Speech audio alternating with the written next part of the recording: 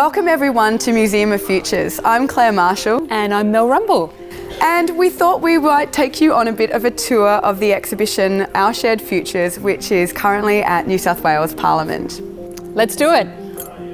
So we're going to start here with an acknowledgement of country. Here at Parliament we're on Gadi country, which is part of the Eora Nation, and we have a beautiful acknowledgement of country here, a sound piece created by First Nations poet Nicole Smede. Museum of Futures, what is it?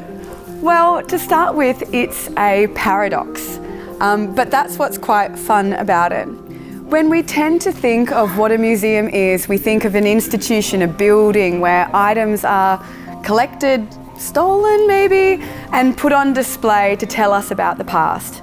But instead, this museum doesn't have a home. We've been everywhere from New South Wales Parliament, to shopping centres, to the foyers of big buildings, to universities.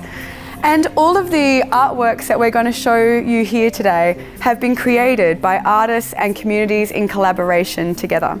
Yeah, that's the big thing about Museum of Futures. It's about community and participation. So our first artwork that we're going to show to you today, this is called In Your Hands, is by the artist Nadya Anderson and the Sydney Wildlife Rescue community. My name's Nadya Anderson. I'm an artist, a designer and sculptor. I've always been involved with environmental issues and what is happening to us on this planet and to everything around us. The piece that I produced for Museum of Futures is called In Your Hands.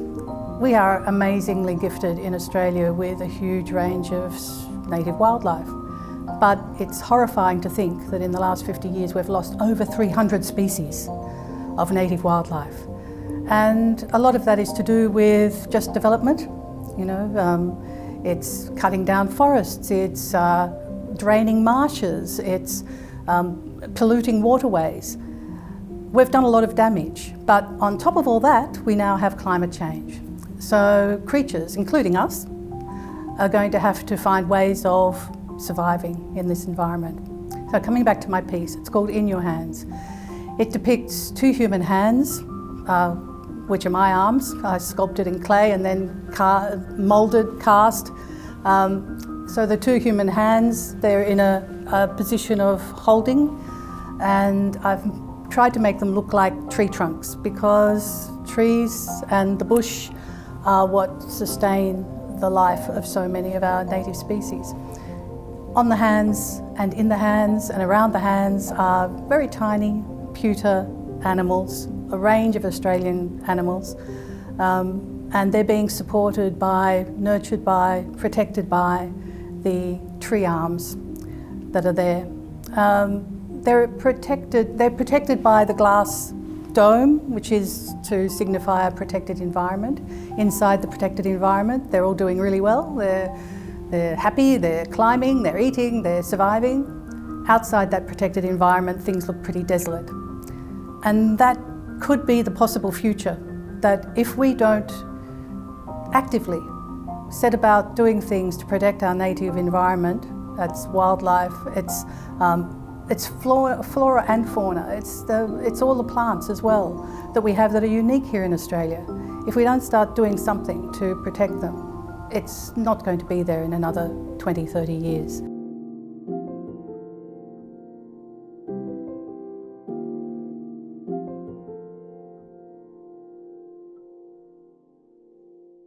And this beautiful piece is by Jeff McCann and in collaboration with the Rainbow Families community.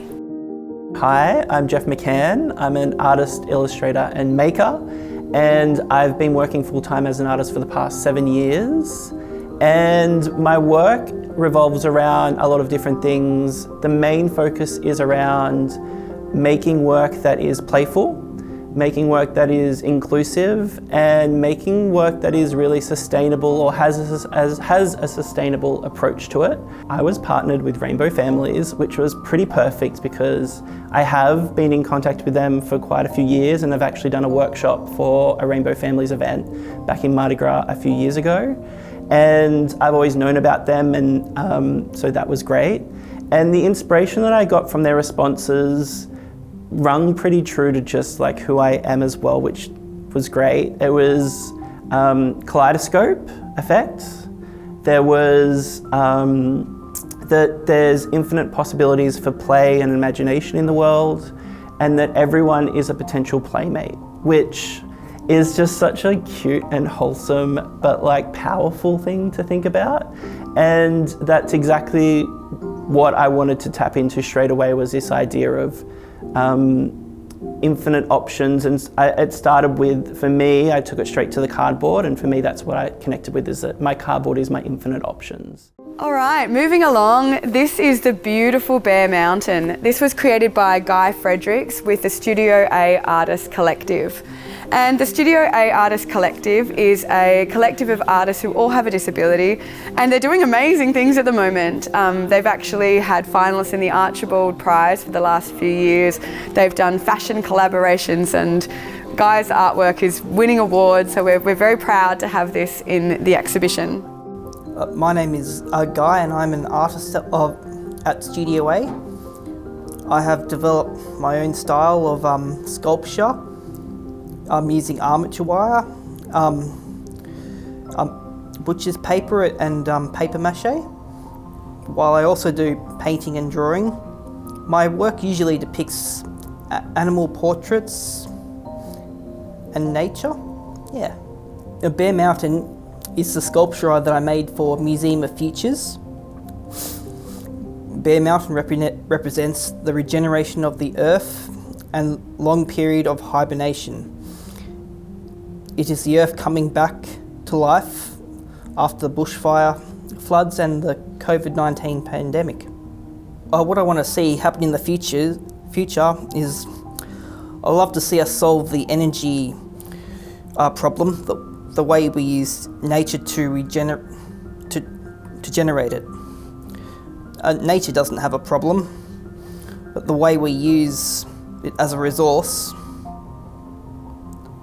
the problem is the way we use it as a resource to generate power. And this wonderful piece is called Haptic Hubs. It's by Jasmine Crasian in collaboration with the National Centre for Indigenous Excellence. And it's a wonderful piece talking about being in country when you're not able to be connected to people. It was actually made right in the height of the COVID lockdowns, and it's a very salient piece for that very reason. This is a playful kinetic sculpture by Annie McCann with the Dirt Girl community. So we really wanted in this exhibition to make sure that we featured young voices, because after all, when we're talking about the future, of course we're talking about young people. So this sculpture you can also play with. You can pull it all apart, and you can put it back together in different ways. Now that I'm going to do this, I'm going to break it. Gotta love that, an anagram. Yeah. This is a beautiful piece that in the end actually has quite a link to the piece that we unveiled during this exhibition, but we'll get to that in a minute. This wonderful piece, The Ghosts of Coal Past, is by Louis Pratt, and that was in collaboration with the Green Ups community, who said basically no to coal. And this is actually a piece completely cast out of coal. It's quite striking and very, very heavy. I'm Louis Pratt, and I'm an artist that has done lots of work focusing on climate change. To do that, I worked with coal as a material. It's a dirty business. And I've really teased out lots of different angles about what climate change is and how it affects us. And I like to make figurative works as a way for audiences really to engage with the works. I partnered with Green Ups, and we focused on the value of entertainment to get across a message. And I think that entertainment is a very potent tool. And if you think about all art, there is a level of entertainment in it. And in the context of the work that I made for the Museum of Futures, The Ghost of Coal's Past, it's really talking about fossil fuels and presenting a character that is a bit like a Grim Reaper character. So it's a bit of a bitter pill to swallow, but I think that's the value of using entertainment to get across messages.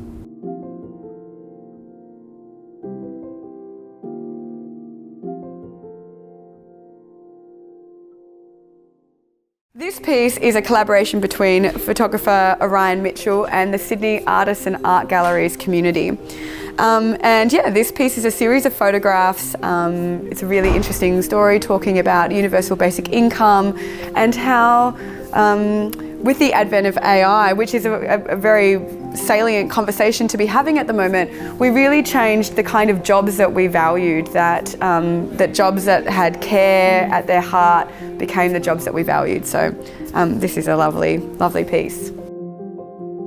My name's Orion Mitchell. I'm a photographer, artist, and my practice in art and my interest in art is kind of exploring things that are strange and sort of surreal and, you know, sort of a bit weird, and discovering that in like our everyday kind of lived experience.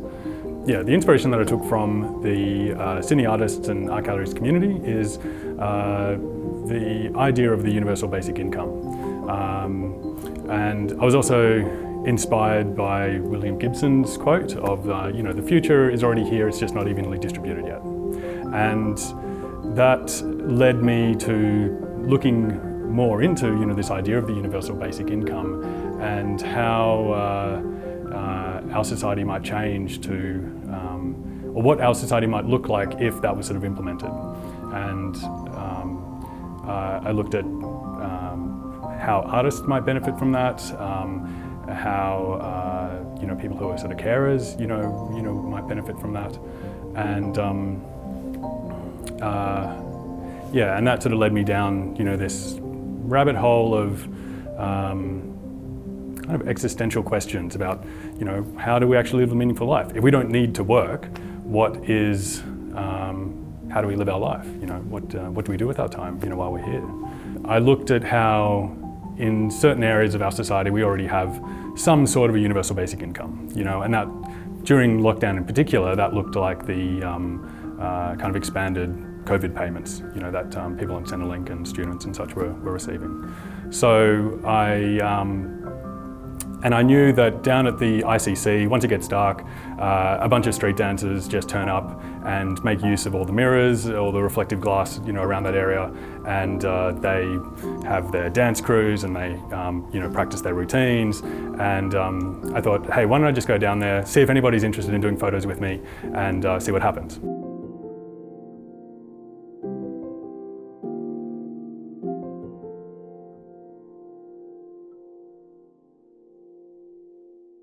So this piece is a collaboration between artists Paul Brown and Linda Dement and Peacock, which is the palliative care outcomes collaboration. And it's a beautiful piece, very, very, again, linked in with what was going on during COVID. Very talking about just personal stories about the experience of not being able to be with loved ones during a time of lockdown.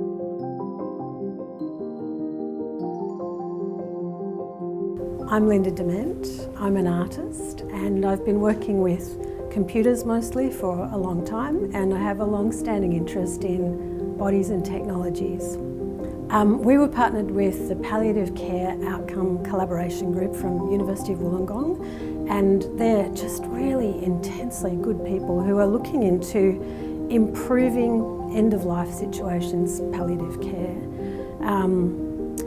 That was pretty marvellous. I mean, it was lockdown, so we only had Zoom meetings with them. I think it was only 2 Zoom meetings with them. But we could really feel this sort of intensity and expertise and very high level of commitment to what they were doing.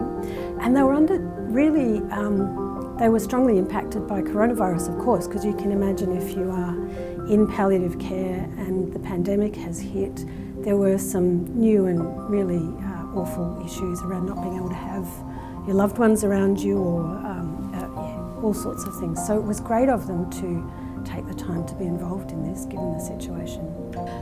Through those conversations, we were inspired by a lot of things really, but there was one discussion, and within that, one of the nurses said, "You only get to die once, so you might as well do it in the way that you prefer." And I'm misquoting there, but it was roughly that sort of sentiment. And we thought, yeah, that's really true. Well, the collaborations group were, I suppose, uniquely impacted by the COVID epidemic.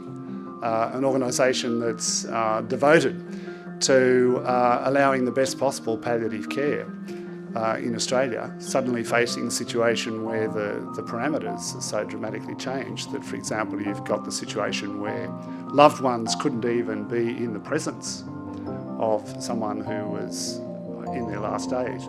You could feel the way that was impacting the researchers. And in terms of the direction of that research and how it inspired us, seemed to us it was all about ensuring that the person remains centre of the palliative care framework, which obviously includes carers and family and technicians, doctors and facilities and so on. And that devotion to making that happen was really the starting point for us. At the same time, we weren't oblivious to some of the technical advances, scientific and technical advances that were about prolonging life. And that led us to the cardiovascular research unit at UTS as well, where they are doing research on alternative methods of treating heart damage. And when you see our exhibit, it is fairly simple. It's a human heart with a patch on it. A patch that in the future would be made from a patient's own cells, turning those into heart cells, which can create a patch that can be adhered to a heart, and that becomes an alternative to the much more traumatic heart transplant technology. So that's what the heart represents. But around the outside of that exhibit, there are two little stories. One reflects a moment before death, and the other reflects a number of moments after death. So even though in the future the options for prolonging life may well change, including this new heart technology, we wanted to put a reminder there of the way in which it's the circle, the network, the caring circle around the person, whether they're in end of life or the palliative care stage, that remains important.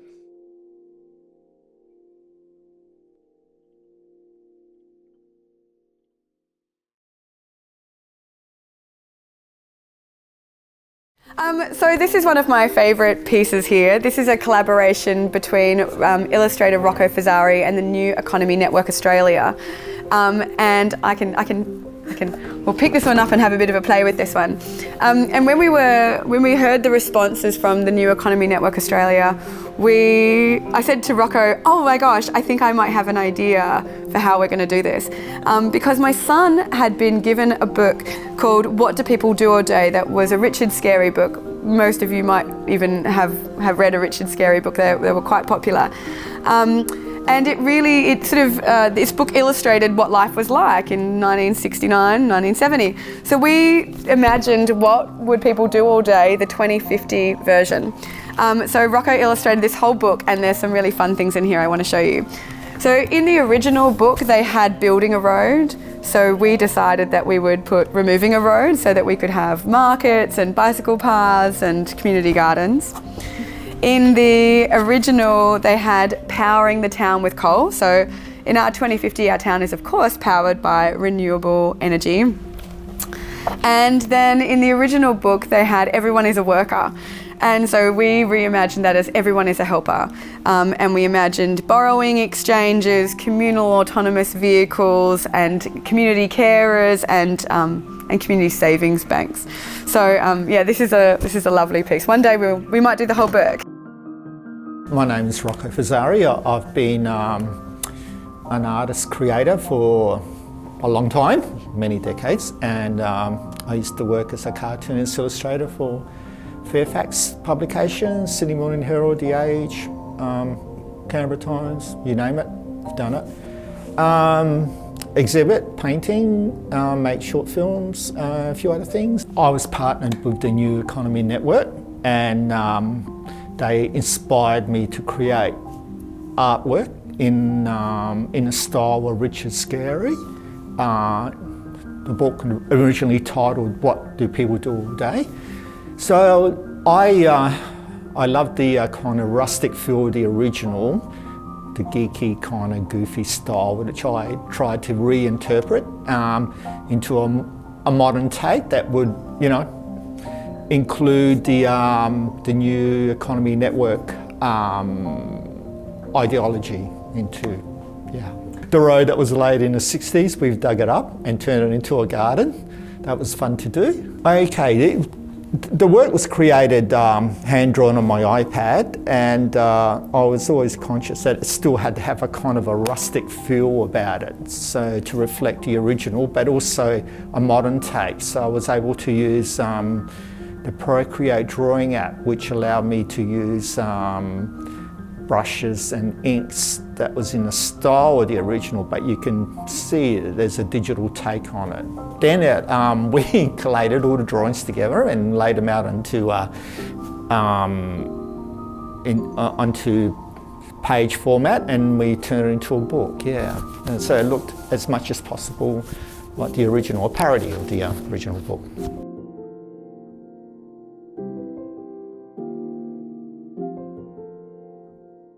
And this is our last piece here. This is called Floated Hope and is by the artist Naz Jebeli and her refugee community. And this, funnily enough, this was the very last piece to join the exhibition, because in the middle of doing this work, Naz received her refugee visa. So Naz is a refugee from Iran and was in Australia, and this, getting her visa sort of turned her life upside down, but in a good way. And what in this piece she really wanted to say is that we often have a narrative around refugees as that we are just simply giving refugee stuff. And what she wanted to say is that refugees have so much to give us back. Lessons in resilience and in how to live in extreme conditions and how to work through trauma and grow through trauma. So this is a beautiful piece, and our lucky last one to join. My name is Naz. I'm the artist, founder and creative director of Jebeli, specializing in design and leather craft. I made that piece for Museum of Future to represent refugees in our community, especially when they were going through tough times during the pandemic. What I made in my art was with wire that represent the toughness and the hardships that they were going through. And the other ingredient that I used in creating that piece of art was resin, that it shows our world, the unknown one, something that we all have fear of.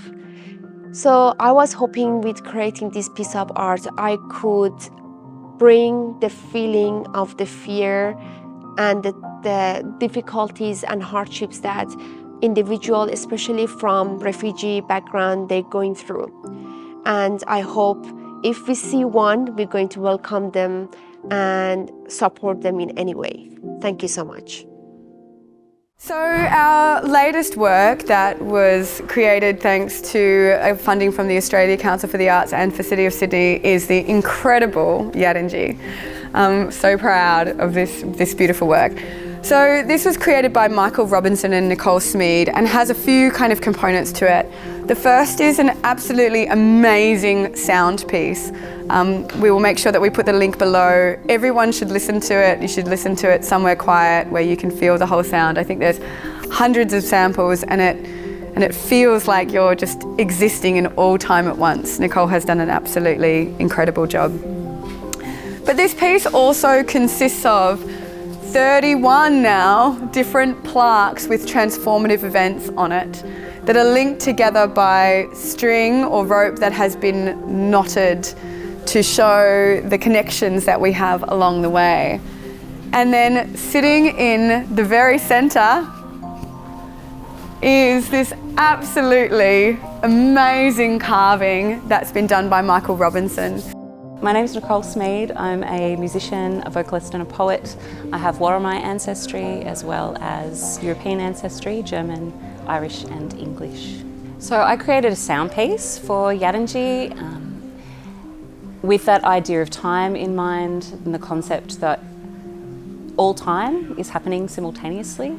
We have a notion, it's not a notion, a belief, a knowing in our First Nations ways that there's every when. So every when is happening all the time. So past, the present and the future are all energetically vibrating simultaneously.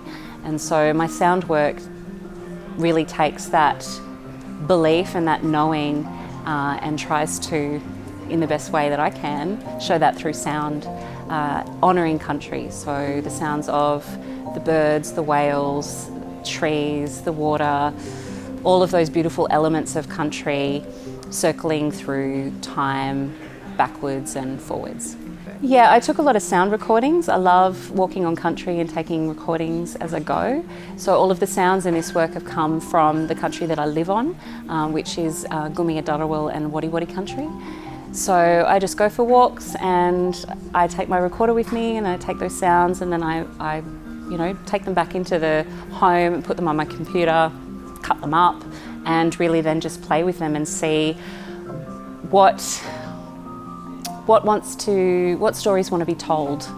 My invitation is to listen deeply to the work, to listen to not only the sounds that you're hearing, but the way that this makes you feel in your body. So it's meant to be an experiential, immersive experience that takes you through this sense of time being immemorial and everlasting and always. I am a Wandrian Dharawal Murrumarang Walbunja man from down the south coast of New South Wales, Jervis Bay, lovely area. I'm an artefacts and traditional tools maker, and I also do a lot of work in community, helping out the youth and young fellas and stuff like that. So that's a little bit about me. Yadinji is really sacred. When we say Yadinji, it means not just thank you. A lot of people go around and they say, oh, Aboriginal people haven't got a word for thank you. Well, thank you is said every day, thanks, thank you, and it loses its meaning. With Yadinji, it's I appreciate you. It's that depth in saying, I love what you've done, thank you very much, very, very much, if I was to say it in English.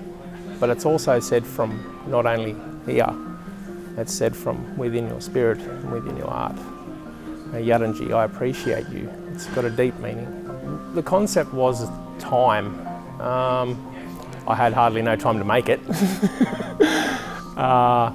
But the concept was time with this art piece and how it reflects where we've been, where we are, and where we're going.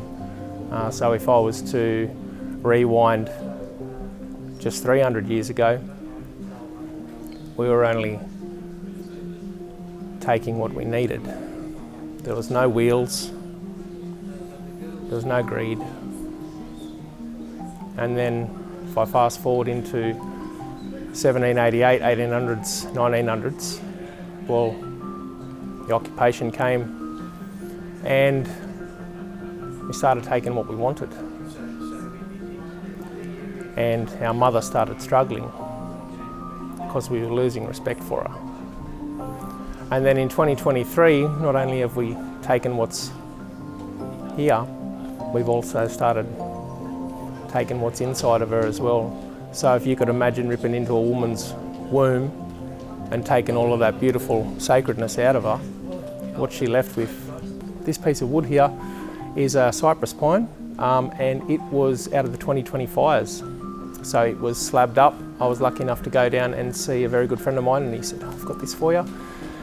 And it actually come out of the 2020 fires, so it's survived that and it's been reborn, just like everything. So the story and everything, the concept of time is so fitting, and then to have this piece of beautiful cypress pine to work with that has survived such a harsh thing that happened to our country, and then to give it life again.